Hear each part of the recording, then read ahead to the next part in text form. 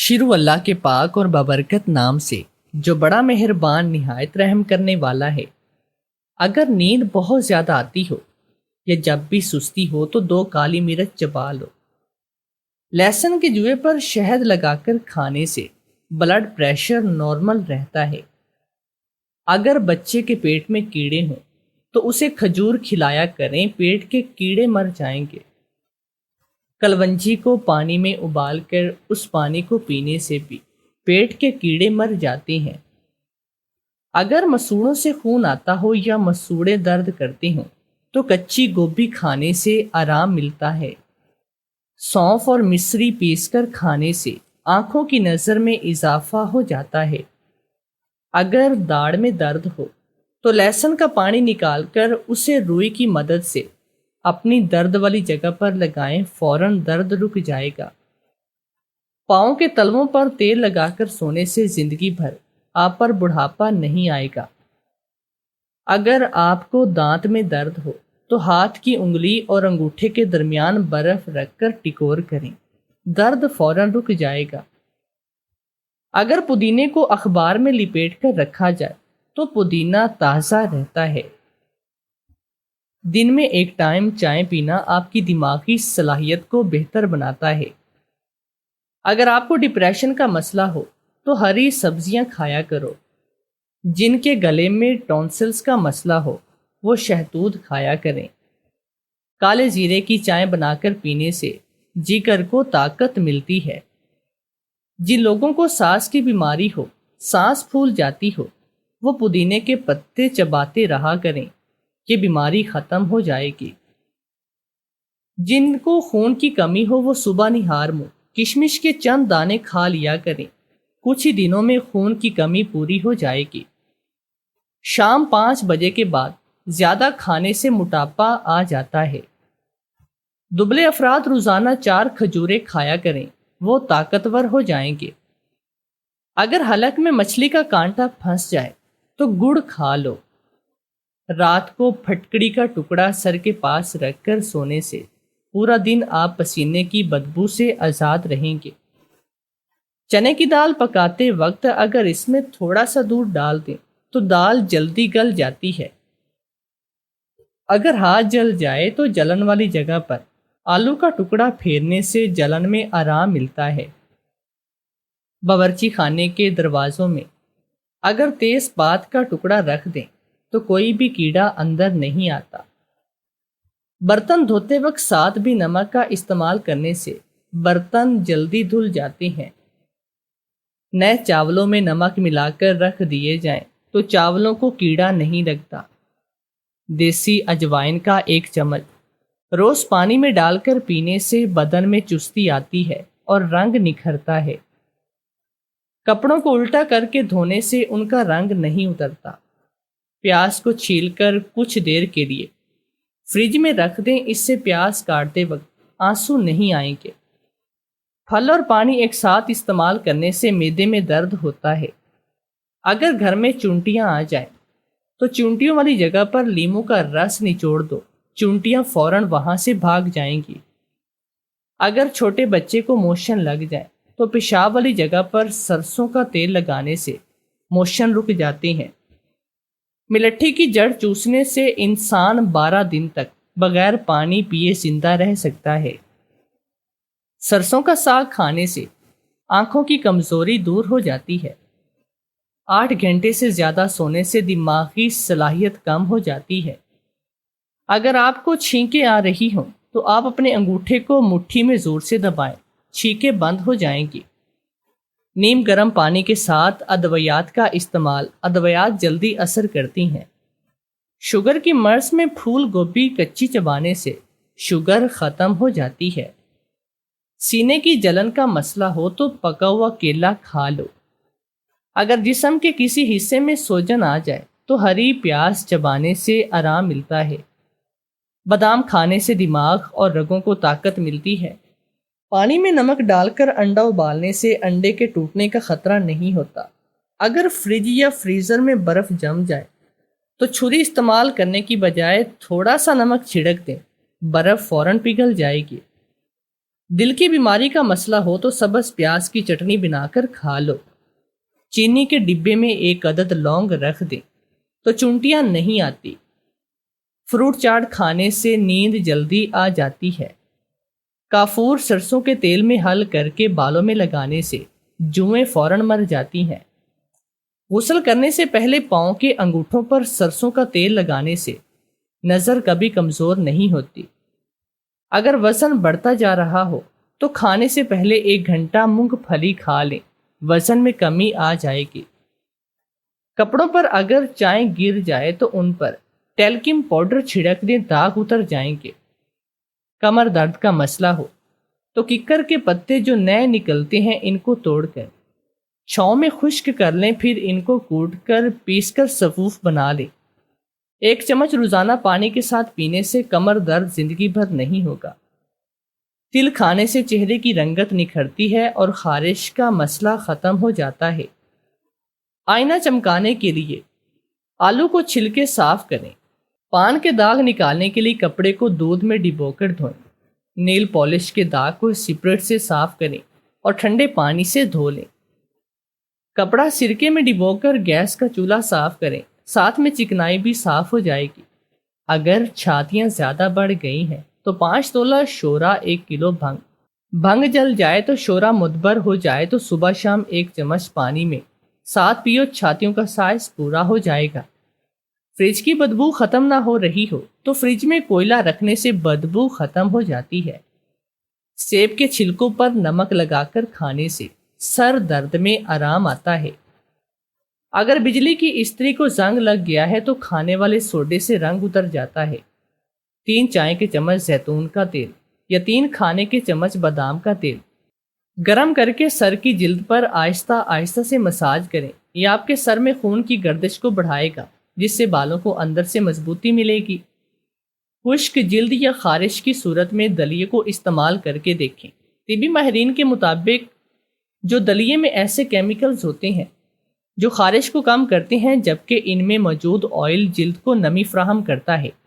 کسی کپڑے میں دلیے کو بھر کر نلکے کے ساتھ اس طرح سے لگائیں کہ پانی ان میں سے گزر کر بالٹی میں گرے اور پھر اس پانی سے نہا لیں۔ شادی سے پہلے دلہن کی خوراک: ناشتے میں 1 سیب، 5 بادام اور 1 کپ دودھ۔ خون کی صفائی اور وزن میں کمی کے لیے روزانہ شہد کا پانی پئیں۔ دوپہر میں تازہ پھلوں اور سبزیوں کی سلاد، فریش جوسز اور کم از کم 8 سے 10 گلاس پانی روزانہ۔ وزن میں کمی اور کنٹرول کے لیے کوئی بھی دال پکاتے وقت اس میں مصالحے شامل کرنے سے پہلے اگر تھوڑی سی ہلدی اور گھی یا مکھن کا 1 چمچ ڈال کر کچھ دیر پکا لی جائے تو بالکل منفرد اور ذائقے دار دال بنتی ہے۔ اگر اپنے عام توے کو نان اسٹک توے میں بدلنا چاہتے ہو، آلو یا پیاز کے ایک ٹکڑے کو پہلے ہلکے گرم تیل میں بھگوئیں، پھر اس میں نمک اور سرسوں کا تیل لگا کر توے پر اچھی طرح سے رگڑیں، پھر آپ کا نان اسٹک توا تیار ہے۔ مسوڑوں میں سوجن کا مسئلہ ہو تو 1 گٹھی تازہ دھنیا لیں، 1 گلاس پانی میں اچھی طرح سے جوش دے کر ابالیں۔ رات کو سونے سے پہلے اس پانی سے 3 بار اچھی طرح کلیا کریں۔ مسوڑوں کی سوجن اور سوزش 3 دن میں ختم ہو جائے گی۔ میری شادی کو 7واں دن تھا۔ گھر پر میرے علاوہ کوئی بھی موجود نہیں تھا۔ میرا شوہر تو شادی کے 5ویں دن ہی اپنے کام کے سلسلے میں دبئی چلا گیا۔ گھر میں صرف ایک ساس ہی ہوتی، وہ بھی اس وقت گھر پر موجود نہ تھی۔ شاید وہ اپنی کسی سہیلی کے ہاں گئی تھی۔ میں گھر میں اکیلی بور ہو رہی تھی کہ اچانک دروازے کی گھنٹی بجی۔ میں دروازہ کھولنے گئی تو وہاں ایک عورت تھی۔ مجھے دیکھتے ہی جھٹ سے اندر آئی۔ میں نے حیران ہو کر اسے کہا، محترمہ آپ کون ہیں؟ گھر میں کیوں گھسی چلی آ رہی ہیں؟ وہ کہنے لگی کہ کدھر ہے وہ واش روم، مجھے بھی اس واش روم میں جانا ہے۔ میں نے یوں دیکھا جیسے اس کا دماغ چل گیا ہو۔ میں نے کہا کہ آپ ہیں کون اور آپ یہاں پر کیا کرنے آئی ہیں؟ وہ عورت کہنے لگی کہ میں واش روم جانا چاہتی ہوں، مجھے اس واش روم میں لے چلو۔ وہ عورت بڑی ہی جلدی میں لگ رہی تھی۔ مجھے لگا کہ بیچاری شاید مسافر عورت ہے اور اس لیے اسے گھر کے واش روم کی طرف لے آئی۔ وہ کہنے لگی کہ نہیں، یہ والا واش روم نہیں، مجھے چھت پر بنے واش روم میں جانا ہے۔ میری بہن بھی اسی واش روم میں نہا کر آئی تھی تو اس کے ہاں بچے کی ولادت متوقع ہوئی اور وہ بڑی خوش ہے۔ اس نے مجھے یہاں آنے کا مشورہ دیا تو مجھے جلدی سے اس غسل خانے میں لے چلو۔ مجھے اس عورت کی باتیں بالکل بھی سمجھ میں نہیں آ رہی تھی۔ میں نے الجھن سے اسے کہا کہ محترمہ، مجھے آپ کی ایک بات بھی سمجھ نہیں آ رہی کہ آپ کیا کہنا چاہ رہی ہیں۔ اس عورت نے اپنے پلو سے کچھ پیسے نکالے اور میرے ہاتھ پر رکھ دیے۔ کہنے لگی، دیکھو میں تو پیسے بھی لے کر آئی ہوں، پولیس مجھے اس غسل خانے میں لے چلو، میں تمہاری بڑی شکر گزار ہوں گی۔ حیرت کی بات تھی کہ اس عورت کو یہ معلوم تھا کہ ہمارے گھر کی چھت کے اوپر ایک غسل خانہ بھی ہے، جبکہ مجھے تو علم بھی نہ تھا۔ اصل میں ابھی تک گھر کی چھت پر گئی بھی نہ تھی۔ میں نے اس عورت کو کہا کہ آپ نے واش روم جانا ہے تو اس واش روم کو استعمال کرنے میں کیا مسئلہ ہے؟ وہ کہنے لگی کہ تم میری بات نہیں سمجھ رہی، مجھے اولاد کی ضرورت ہے، اسی لیے تو میں اتنی دور سے یہاں پر آئی ہوں کہ تمہارے گھر کے اوپری غسل خانے میں نہا کر میں حاجت مانگ سکوں، اس سے پہلے کہ میں اس عورت کو پاگل جان کر گھر سے باہر نکال دیتی۔ اسی وقت میری ساس آ گئی تو وہ میری ساس کی طرف مڑی اور کہنے لگی، باجی یہ آپ کی بہو تو مجھے اوپر ہی نہیں جانے دے رہی۔ میرے ہاتھ سے وہ پیسے لے کر اس نے وہ پیسے میری ساس کے ہاتھ پر رکھتے ہوئے کہا تھا، دیکھیں میں پورے 1,00,000 روپے لے کر آئی ہوں۔ میری ساس نے مجھے کمرے کے اندر جانے کا اشارہ کیا اور خود اس عورت کو لے کر چھت پر چلی گئی۔ یہ سب کیا ہو رہا تھا مجھے تو کچھ سمجھ میں نہیں آ رہی تھی۔ کچھ دیر کے بعد میری ساس نیچے آئی، لیکن وہ عورت اوپر ہی تھی۔ میں نے کہا کہ وہ عورت کہاں ہے؟ تو میری ساس کہنے لگی کہ وہ اوپر والے غسل خانے میں نہا رہی ہے، تھوڑی دیر تک آ جائے گی۔ عجیب بات تھی کہ غیر لوگ یہاں پر آ کر نہاتے تھے۔ اس وقت تو میں نے اس بات پر اتنا غور نہیں کیا، لیکن اگلے ہی دن شام ہوتے ہی ہمارے گھر کے آگے کئی عورتوں کی لائن لگ گئی۔ ساس ان سب عورتوں کو اندر لے کر آئی۔ ان سب عورتوں کی ایک ہی ڈیمانڈ تھی کہ ہم نے اوپر والے غسل خانے میں نہانے جانا ہے۔ وہ اپنے ساتھ پیسے بھی لے کر آئی تھی۔ میں نے حیران ہو کر سوچا کہ یہ ہمارے گھر کے غسل خانے میں نہانے کے لیے کیوں آئی ہے، اور جس مقصد کے لیے ان کے پاس پیسے بھی ہیں۔ میں نے اپنی ساس سے پوچھا، لیکن وہ ابھی عورتوں میں مصروف تھی، تو کہنے لگی میں تمہیں بعد میں بتاؤں گی، ابھی مجھے ان سے بات کرنے دو۔ تھوڑی دیر کے بعد میں نے دیکھا کہ وہ سب عورتوں سے پیسے لے کر انہیں وقت بتا رہی ہے کہ کس دن کس کو آنا ہے۔ مجھے اندر تک ساس کی آواز آ رہی تھی جو عورتوں کو کہہ رہی تھی کہ دن میں صرف 3 عورتیں نہا سکتی ہیں، باقیوں کو اپنی باری کا انتظار کرنا ہوگا۔ جو عورت ہمارے گھر کے غسل خانے میں نہانے جاتی، واپسی پر اس نے اپنے کپڑے بدلے ہوتے اور وہ 2 سے 3 گھنٹے لگا کر نیچے آتی تھی۔ اس دوران میری ساس مجھے چھت پر جانے بھی نہ دیتی، بلکہ اس نے مجھے کہہ رکھا تھا کہ تم صرف نیچے ہی رہ گئے، چھت پر جانے کی کوشش مت کرنا۔ میں نے ایک دن ایک عورت سے پوچھا کہ تم سب لوگ یہاں پر کیوں آتی ہو؟ کیا تمہارے گھر میں غسل خانے نہیں جہاں پر تم لوگ نہا سکو؟ تو وہ عورت روتے ہوئے کہنے لگی کہ بہن اب میں تمہیں کیا بتاؤں، میری شادی کو 5 سال ہو چکے ہیں اور میرے گھر ابھی تک اولاد نہیں ہوئی۔ میرے شوہر اور ساس تانے دے دے کر میرا جینا محال کر رکھا ہے، اس لیے میں یہاں پر آئی ہوں۔ میں نے حیرانی سے پوچھا کہ تمہارے اولاد نہ ہونے کا اور ہونے کا یہاں آنے سے کیا تعلق ہے؟ کیا ہمارے گھر آنے سے تمہارے گھر اولاد پیدا ہو جائے گی؟ وہ عورت کہنے لگی، کیا تم اپنی ساس کی کرامات سے واقف نہیں ہو؟ حیرت کی بات یہ ہے کہ پورا محلہ جانتا ہے اور صرف تم ہی نہیں جانتی کہ تمہارے گھر کی چھت پر جو غسل خانہ بنا ہے اس میں جو بھی بانجھ عورت ایک بار نہاتی ہے اس کے گھر اولاد پیدا ہو جاتی ہے۔ یہ نئی بات سن کر میں چونک گئی، ایسا کیسے ممکن ہو سکتا ہے؟ مجھے تو اس بات پر بالکل یقین نہیں آیا تھا۔ میرے خیال میں میری ساس کوئی ڈھونگ رچا رہی تھی، لیکن میں نے اپنی آنکھوں سے دیکھا تھا کہ جو بھی وہاں عورتیں آتی ہیں اور ہمارے چھت پر بنے غسل خانے میں نہا کر جاتی ہیں تو کچھ ہی عرصے کے بعد وہ امید سے ہو جاتی ہیں۔ آہستہ آہستہ مجھے بھی ساس کی کرامات پر یقین ہونے لگا۔ جو بھی عورت میری ساس کے پاس آتی، میری ساس اس سے 1,00,000 روپیہ لیتی تھی۔ انہی دنوں میرا شوہر بھی واپس آ گیا۔ میری ساس نے سبھی عورتوں کو منع کر دیا کہ جتنے دن میرا بیٹا یہاں ہے تم میں سے کوئی بھی ہمارے گھر نہیں آئے گا۔ میں حیران تھی کہ وہ اپنا یہ کام اپنے بیٹے سے کیوں چھپا رہی ہے۔ وہ تو عورتوں کی مدد بھی کر رہی ہے اور کما بھی رہی ہے، تو اس کو چھپانے کی کیا ضرورت ہے؟ لیکن ساس نے مجھے بھی سختی سے منع کر دیا تھا کہ خبردار میرے بیٹے کے سامنے ایسی ویسی کوئی بات نہیں کرنا۔ اچھا نہیں لگتا، اسے یہ سب کام نہیں پسند کہ ہمارے گھر ہر وقت عورتوں کا رش لگا رہے۔ میں اپنی ساس سے پوچھنا چاہتی تھی کہ اگر آپ کے بیٹے کو یہ سب نہیں پسند تو آپ کیوں کرتی ہیں، لیکن میں نہیں پوچھ سکی کیونکہ میں جانتی تھی کہ 1,00,000 روپے کا لالچ کم نہیں ہوتا۔ جتنی زیادہ عورتیں آتی ہیں اتنے لاکھ اس کے پاس جمع ہو جاتے ہیں، لیکن میں یہ نہیں سمجھ سکی تھی کہ وہ پیسے جاتے کہاں ہیں، کیونکہ میری ساس میرے شوہر پر یہی ظاہر کرتی کہ اسی کی آمدن سے ہمارا گھر چل رہا ہے، جبکہ اپنے پیسے جانے وہ کہاں چھپا دیتی ہے۔ میرا شوہر تو یہی چاہتا تھا کہ وہ یہیں اپنا کام شروع کرے، مگر اس کے لیے اسے سرمایہ کی ضرورت تھی۔ میری ساس اسے کہتی کہ بیٹا یہاں پر تو کچھ نہیں، تم واپس دبئی چلے جاؤ، وہاں پہ جا کر کام کرو، یہاں پر تمہیں سرمایہ کے لیے پیسے کہاں سے ملیں گے۔ میں بہت حیران ہو کر اپنی ساس کو دیکھتی کہ جو لاکھوں کا خزانہ اس نے چھپا رکھا ہے، کیا وہ تھوڑے سے پیسے اپنے بیٹے کو نہیں دے سکتے کہ وہ اپنا بزنس شروع کر لے۔ ماؤں کو اتنا تنگ دل تو میں نے کبھی نہیں دیکھا۔ مائیں تو اپنے بچوں کے لیے اپنا تن من اور اپنا دھن قربان کر دیتے ہیں، جبکہ میری ساس تو عجیب طرح کی تھی جو اپنے پیسے چھپا کر اپنے بیٹے کو پریشان دیکھنا گوارا کر رہی تھی۔ ایک دو بار میں نے اس سے بھی کہا کہ اب آپ اپنے بیٹے کے لیے اسے کچھ پیسے کیوں نہیں دیتی، عورتوں سے اتنے پیسے اکٹھے کرتی ہیں، تھوڑے سے پیسے اپنے بیٹے کو دے۔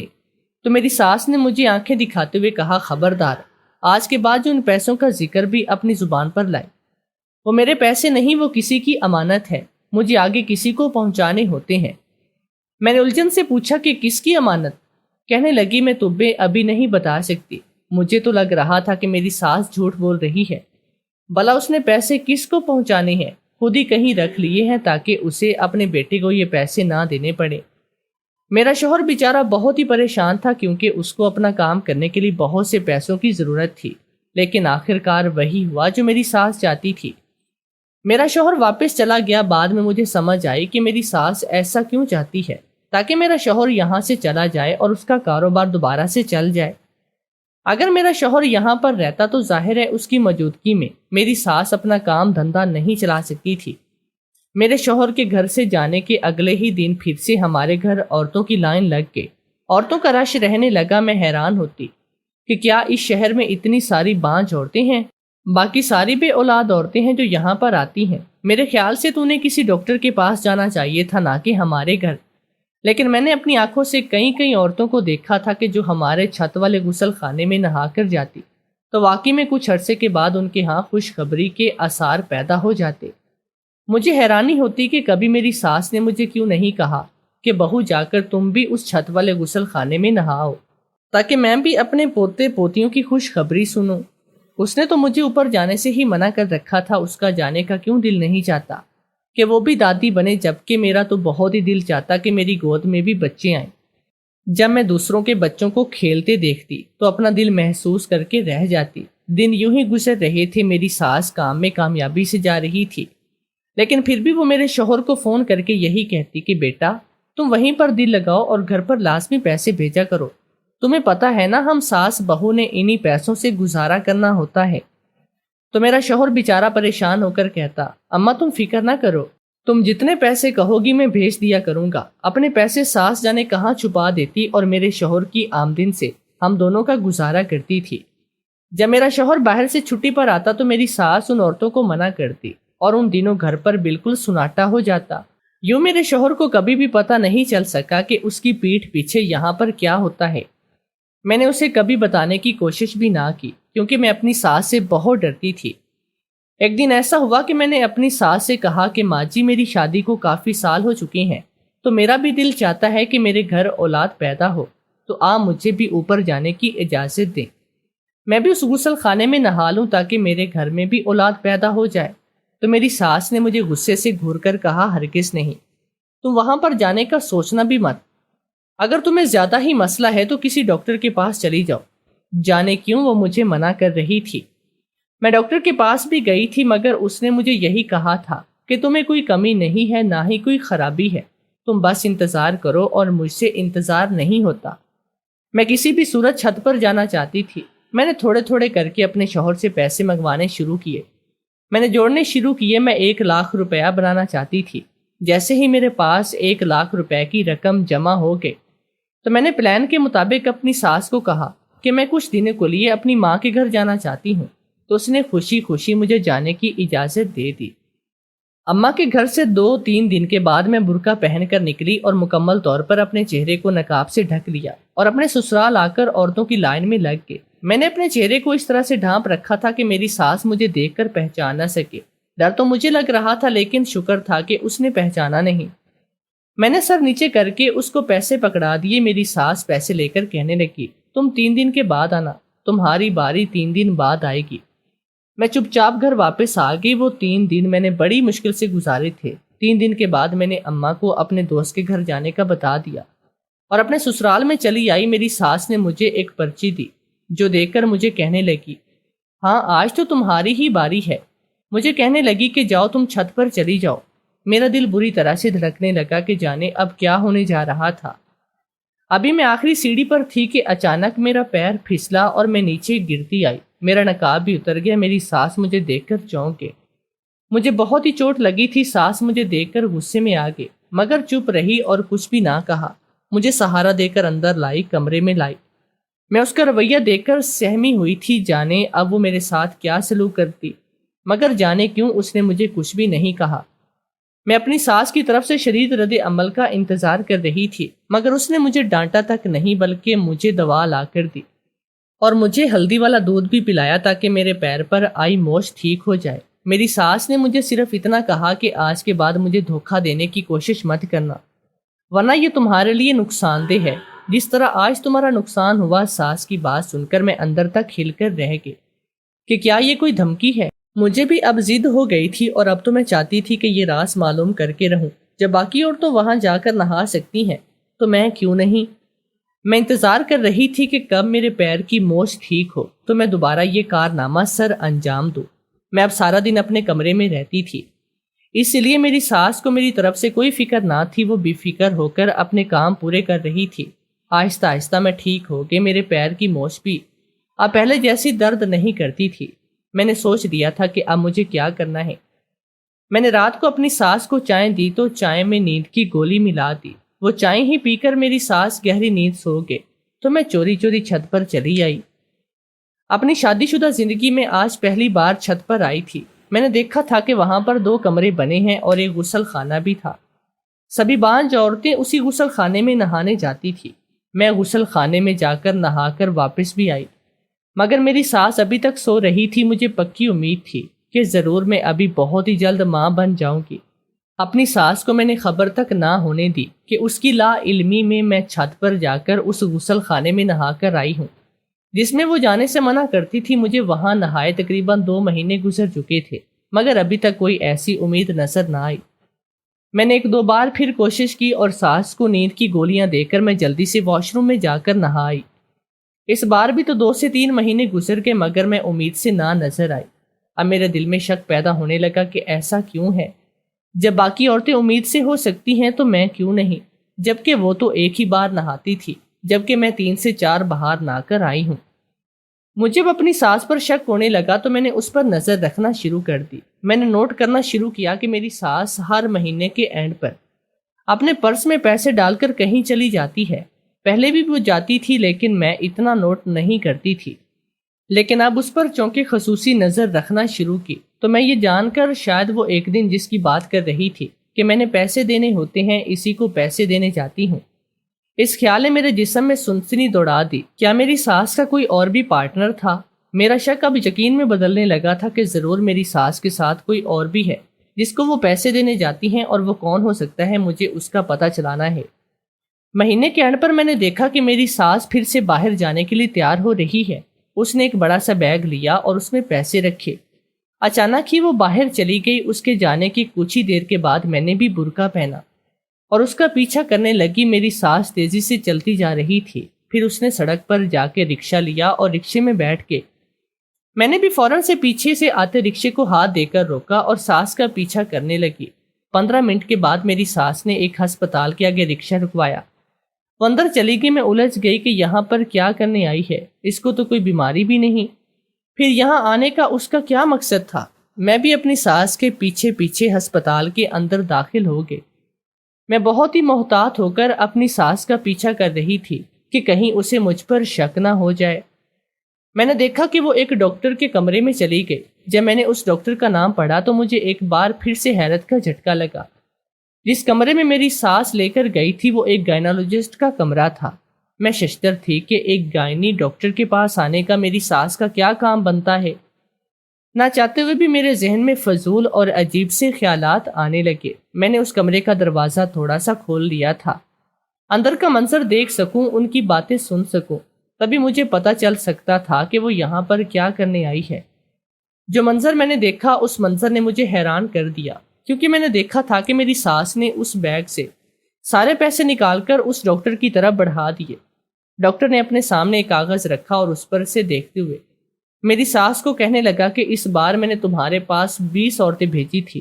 پھر وہ ڈاکٹر نوٹوں کا حساب کتاب کرنے لگی اور کہنے لگی کہ میں کوشش کروں گی کہ اگلے مہینے تمہارے پاس زیادہ عورتیں بھیجوں تاکہ ہم دونوں کا فائدہ ہو۔ میں الجھن سے ان دونوں کی باتیں سن رہی تھی۔ مجھے سمجھ میں نہیں آ رہا تھا کہ وہ دونوں کیا بات کر رہی ہیں، کن عورتوں کی بات ہو رہی ہے جو ڈاکٹر میری ساس کے پاس بھیجتی ہے، اور یہ پیسے کیوں میری ساس سے لے رہی ہے۔ آخر یہ کیا چکر تھا؟ میری ساس نے کہا کہ ڈاکٹر صاحبہ، آپ کا کام تو ویسے بھی اچھا چل رہا ہے، پھر آپ کو یہ سب کرنے کی کیا ضرورت ہے؟ ڈاکٹر منہ بناتے ہوئے بولی، خاک اچھا چل رہا ہے، گورنمنٹ اتنی تنخواہیں تو دیتی نہیں، اس طریقے سے تو میں تنخواہ سے 10 گنا زیادہ کماتی ہوں، تو کیا یہ اچھا نہیں؟ اور تم بھی تو لاکھوں کی مالکن بن گئی ہو، تمہیں بھی تو فائدہ ہو رہا ہے ساتھ ساتھ۔ ان کی باتیں سن کر میں اپنی جگہ پر ساکت تھی، کیونکہ میں سب کچھ سمجھ چکی تھی۔ میں مزید خاموش رہ کر اس کھیل کا حصہ نہیں بن سکتی تھی، اس لیے میں نے اس کی ویڈیو ریکارڈ کر لی اور اسی وقت پولیس کو فون کیا۔ میں نہیں چاہتی تھی کہ اب مزید عورتیں ان دونوں کے ہاتھوں بے وقوف بنے۔ میں نے پولیس کو درخواست کی کہ وہ مجھے آگے مت لائے، کیونکہ میں نہیں چاہتی تھی کہ میرے شوہر کو یہ دیکھ کر صدمہ ہو کہ اس کی ماں کو جیل پہنچانے کے پیچھے میرا ہاتھ ہے۔ ساری حقیقت ان سے تفتیش کے بعد کھل گئی، جو کچھ یوں تھی کہ میری ساس اور ڈاکٹر مل کر یہ کھیل کھیل رہی تھی، اور یہ پچھلے کئی سالوں سے کامیابی سے جاری تھا۔ وہ ڈاکٹر پلاننگ کے تحت اپنے پاس آنے والی حاملہ عورتوں کو کہتی کہ وہ اولاد پیدا نہیں کر سکتی، اور وہ پھر ان عورتوں کو کہتی کہ تم لوگ فکر مت کرو، ایک عورت ہے جس کے گھر ایک خاص قسم کا غسل خانہ ہے، اس میں جا کر جو بھی عورت نہا لے گی اس کی اولاد پیدا ہو جائے گی۔ وہ سیدھی سادی سی عورتیں ہوتی، ان کا ایمان پہلے ہی کمزور تھا۔ پھر ڈاکٹر کی یہ بات وہ مزید یقین لے آتی اور یوں میری ماں کے پاس آ جاتی۔ اولاد کی خاطر وہ جانے کہاں کہاں سے 1 لاکھ روپیہ جمع کر کے آتی، اور ان کو یہ نہیں معلوم ہوتا کہ وہ پہلے سے امید سے ہیں۔ انہیں یہی لگتا کہ اس غسل خانے میں نہانے کے بعد ان کی اولاد پیدا ہوئی۔ اس لیے دن بدن ساس کی مقبولیت میں اضافہ ہونے لگا۔ جتنے پیسے ان عورتوں سے ملتے وہ میری ساس اور ڈاکٹر آدھے کر لیتی۔